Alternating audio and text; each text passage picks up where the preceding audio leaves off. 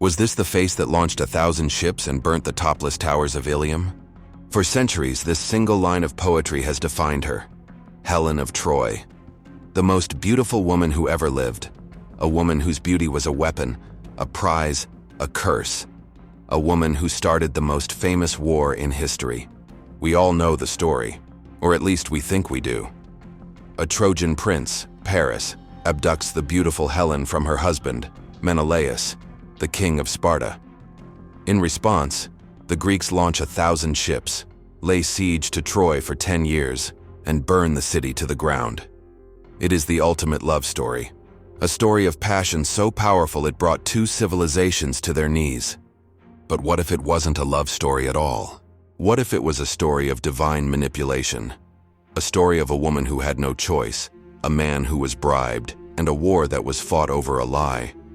What if the greatest romance in history was actually its most twisted, cynical, and tragic deception? Tonight on Dark Chronicles, we peel back the layers of myth and propaganda. We will investigate the evidence, question the motives, and expose the dark truths behind the face that launched 1,000 ships. This is not the story of Helen of Troy you learned in school. This is the story of the most twisted love story that ever started a war. If you believe that history is written by the victors, and the truth is often buried in the ruins, then subscribe to Dark Chronicles and ring the bell. We dig for the stories that have been forgotten, twisted, or deliberately hidden. Join our investigation. To understand the tragedy, you must first understand the prize. Helen was not born, she was hatched. The daughter of Zeus, king of the gods, who came to her mother, Leda, in the form of a swan. A divine rape that produced a child of impossible beauty. From the very beginning, she was marked by the gods. Her beauty was not a gift, it was a brand.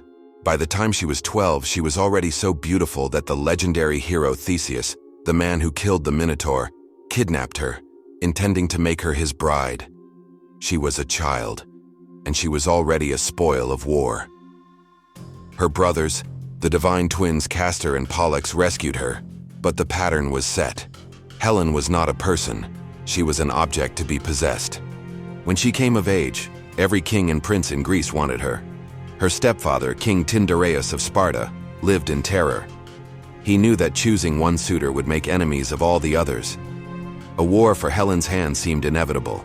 It was the clever Odysseus who devised a solution, a trap dressed as a promise. He proposed that before a husband was chosen, all suitors must swear a sacred oath.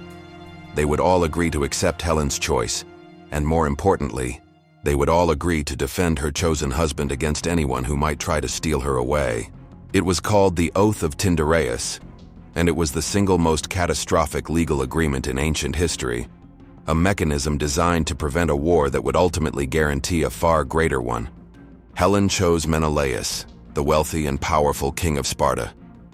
For a time, there was peace, but the oath hung over Greece like a loaded gun, waiting for a single spark to ignite it.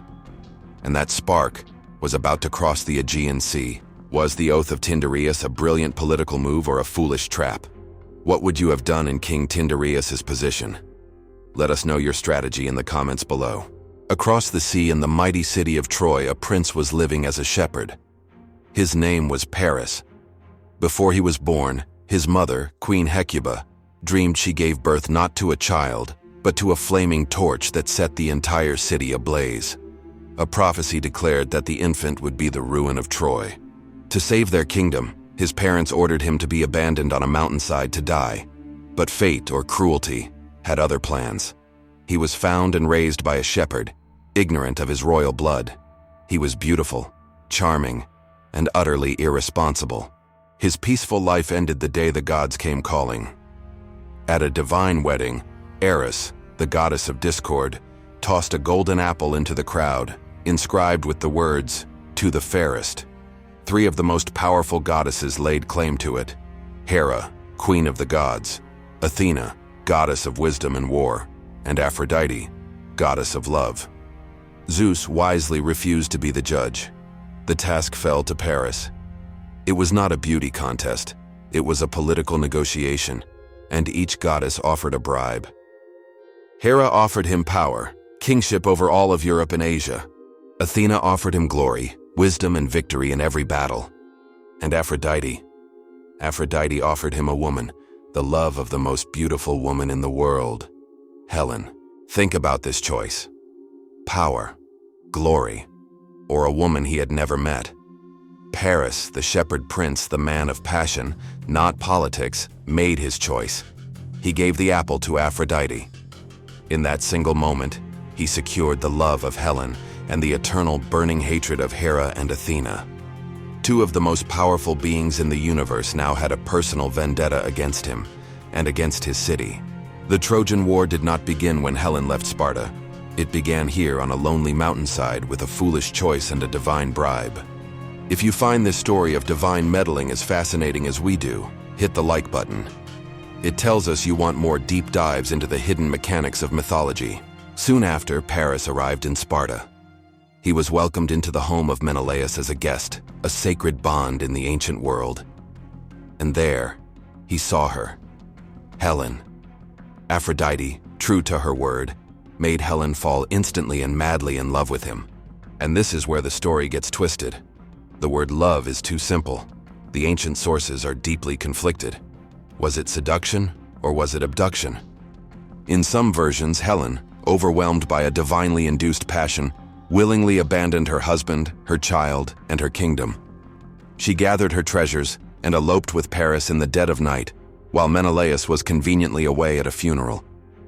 But even in this version, can we call it a choice? If a goddess forces you to love someone, is it consent? Or is it a form of divine rape, a violation of the soul itself? Helen is not a free agent. She is a puppet, her strings pulled by Aphrodite. Other versions of the myth are more direct. They say Paris simply kidnapped her.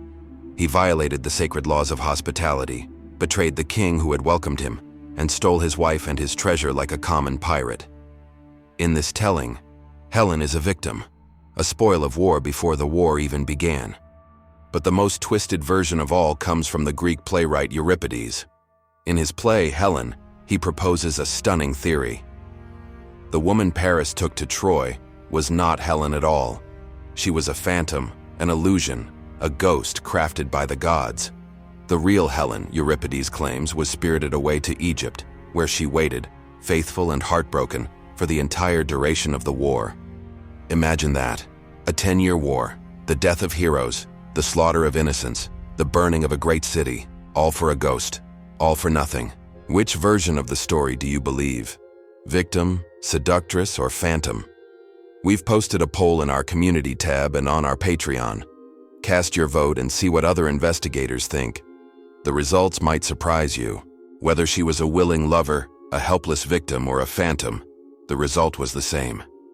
Menelaus returned to find his wife and his treasury gone.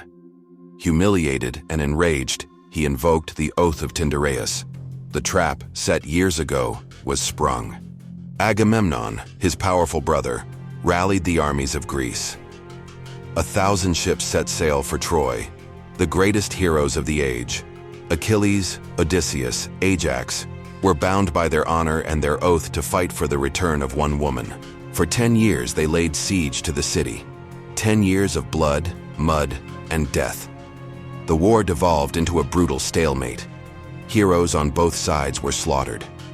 Hector, the noble prince of Troy, was killed by Achilles. Achilles, the invincible warrior, was killed by a poisoned arrow to the heel, shot by the cowardly Paris. And what of the lovers who started it all? In the Iliad, Homer paints a pathetic picture. Helen, trapped in Troy, is filled with regret. She watches the men die from the city walls and calls herself a dog-faced bitch. She despises Paris, who prefers to stay in the bedroom rather than fight on the battlefield. The passion, if it ever existed, has curdled into contempt. Paris himself is eventually killed, not in a heroic duel, but by a poisoned arrow. As he lay dying, he begged his first love, the nymph Oenone, whom he had abandoned, to heal him. She refused, and he died in agony. A fitting end for a man who threw away everything for a prize he couldn't keep. This is a story of consequences. Every action has a reaction. If you know someone who loves stories of epic tragedy and flawed heroes, share this video with them. The story of Troy is a timeless warning. After 10 years of failure, the Greeks won not with strength, but with cunning. They built a giant wooden horse, a supposed offering to the gods, and left it on the beach. The Greek fleet appeared to sail away in defeat. The Trojans, ecstatic, pulled the horse into their city. They celebrated their victory, unaware of the death they had just welcomed through their gates. For inside the horse, the best of the Greek warriors waited. And what of Helen? Her role in this final act is, like everything else about her, a web of contradictions. In one version, she is the loyal Trojan wife. She suspects a trap. She circles the horse, calling out to the hidden Greek soldiers, perfectly imitating the voices of their wives back home. She tries to trick them into revealing themselves. It is Odysseus who forces his men to stay silent, saving them from her treachery. In another version, she is the Greek patriot, the saboteur. She knows the plan. She gives a signal to the Greek fleet from the highest tower of Troy, letting them know the horse is inside. She betrays her second Trojan husband, Deiphobos, leading Menelaus and Odysseus to his chambers so they can kill him in his sleep. Victim or villain, traitor or patriot, the story changes depending on who is telling it. She is a ghost in the machine of war, her true motives forever unknowable. That night, the Greeks emerged from the horse, opened the city gates, and the slaughter began. Troy, the magnificent, unconquerable city, burned to the ground. Its men were killed. Its women and children were taken as slaves. The prophecy was fulfilled. A prince's foolish choice, a goddess's petty vanity, and a woman's impossible beauty had led to the annihilation of a civilization. What do you think Helen did that night? Did she try to save Troy or betray it? Give us your verdict in the comments. Was she a hero, a villain, or just a survivor? In the smoldering ruins of the city, Menelaus finally found her. After 10 years of war, after the death of thousands of his countrymen, he was ready to exact his revenge. He raised his sword to kill the woman who had betrayed him. And then, he stopped. The story goes that when he saw her face again, so beautiful even amidst the destruction, his anger melted away. He dropped his sword. He forgave her. And this perhaps is the most twisted part of the entire story. After a decade of unimaginable violence, all in her name, she is simply taken back. They sail home to Sparta, and in Homer's Odyssey, we see them years later, ruling their kingdom together. They host dinner parties. They tell stories about the war, almost fondly. There is no mention of the thousands dead, the city burned, the lives ruined. It is a chillingly domestic ending to a story of epic carnage. It makes you question what the war was ever really about. Was it truly about love and honor? Or was Helen just an excuse? A convenient justification for a war of resources, of trade routes, of power? A beautiful face to launch 1,000 ships and to mask the ugly, brutal realities of conquest? The story of Helen of Troy is not a love story. It is a story about how love can be weaponized. It is a story about how beauty can be a curse. It is a story about how men will burn the world to the ground to possess something, and then call that possession love. It is the story of a war fought for a woman who may never have wanted it, for a love that may have been a lie, for a victory that felt in the end as empty and desolate as the smoking ruins of Troy itself. The Trojan War was started by a twisted love story, but it was ended by a brilliant deception. Click the video on your screen now to learn about the greatest tricks and deceptions in military history, including the full story of the Trojan horse. The greatest stories are the ones that make us question everything. At Dark Chronicles, that's what we do. If you want to continue questioning the official version of history, subscribe and become part of our community of investigators. And tell us in the comments, what other love story from history do you think has a dark, twisted secret?